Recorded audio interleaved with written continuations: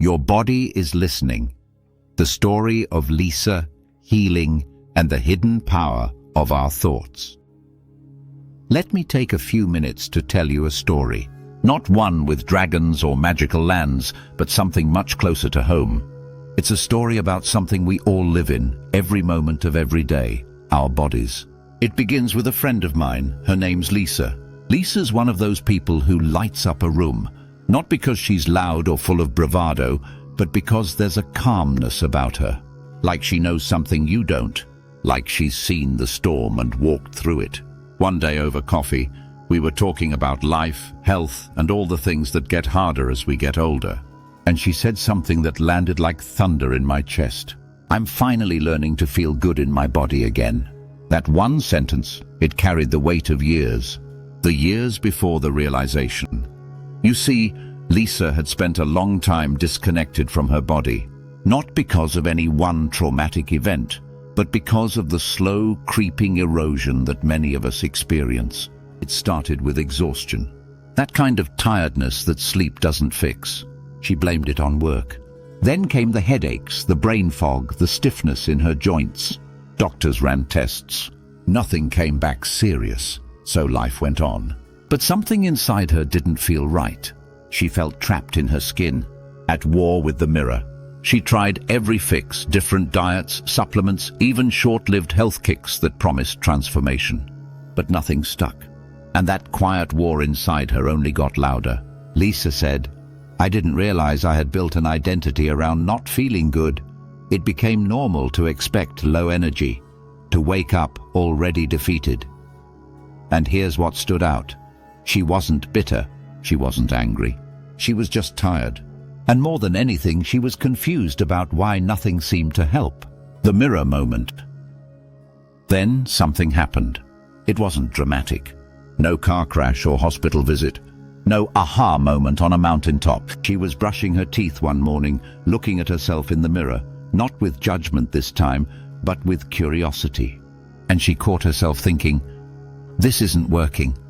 But what if it's not my body that's broken? What if I've just been talking to it like it is?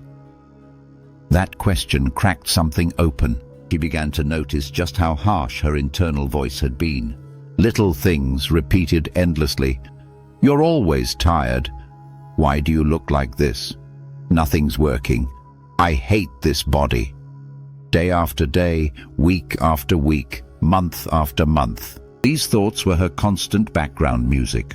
And she never questioned it because she thought she was just being honest. But honesty without compassion becomes a prison. The shift, learning to listen and speak differently. So Lisa made a decision, not to try another health hack, not to spend hundreds on a new detox plan, but to start speaking to her body differently. She started small. She'd place her hand on her chest in the morning and say, I'm listening, not asking it to perform, just acknowledging that her body had been trying to speak to her all along. Then she started changing her self-talk, gently, slowly. Instead of, I'm exhausted, she tried, I'm doing my best today. Instead of, I hate how I feel, she whispered, my body wants to feel better, and I believe it can. It felt awkward at first, like lying. But over time, she wasn't just repeating mantras. She was rewriting her internal story. Nothing in your life responds faster to your thoughts than your body, she told me. I didn't believe it at first, but it's true. The more I gave my body thoughts of peace and encouragement, the more it responded, not perfectly, but profoundly. What started to change, her sleep improved. Her digestion regulated. Her energy returned, not in a flash but like a sunrise, slowly, gradually, but undeniably. Lisa told me she realized something most of us never do. We're always creating momentum. The question is, in which direction? When you're focused on what's missing, what's wrong, what hurts, that becomes your lens. Your body hears those thoughts and acts accordingly. It's not punishment. It's response. But when you gently begin to turn your attention to what could feel good, even just a little, you begin to invite your body to shift, to realign. to return to a state it wants to be in, balance, because that's the truth. Your body wants to feel good. It's not trying to betray you. It's not working against you. It's trying to catch up to the vibration of your thoughts, the mistake we all make. Most people only start thinking about their health when it's gone. Makes sense.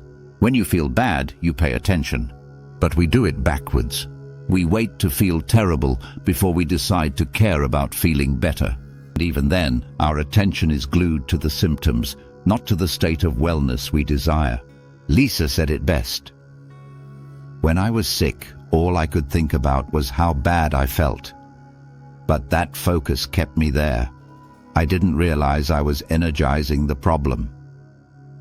But once she began to give her attention, even just 5 minutes a day, to the feeling of vitality, the idea of energy, the thought of ease, her body started responding, because the body, more than anything else, listens to emotion. And emotion is the language of energy. A message to you from Lisa. If you're listening to this or reading it now and feeling the ache of exhaustion, the frustration of a body that doesn't feel like yours anymore, I get it. Lisa gets it. But I want you to consider something brave. What if your body isn't broken, just misaligned? What if the stories you tell about your health matter more than any diagnosis? What if your healing begins not with what you do, but with how you think and what you believe? You don't have to fake it. You don't have to chant affirmations all day or pretend you're not tired. But what if, just for a moment each day, you turned your attention not to your pain, but to the possibility of feeling well? What if you practiced saying, I believe my body can heal. I deserve to feel good. I'm on the way back to myself. Because you are. Final thought. You and your body are a team. Your body is not an opponent to conquer. It is not an obstacle to your joy. It is your home, your partner, your quiet, loyal companion. And it's listening every single day. So speak gently, think kindly, and above all, imagine healing, not as a miracle, but as a process that begins with one simple choice: to believe it's possible. Lisa did. And now so can you.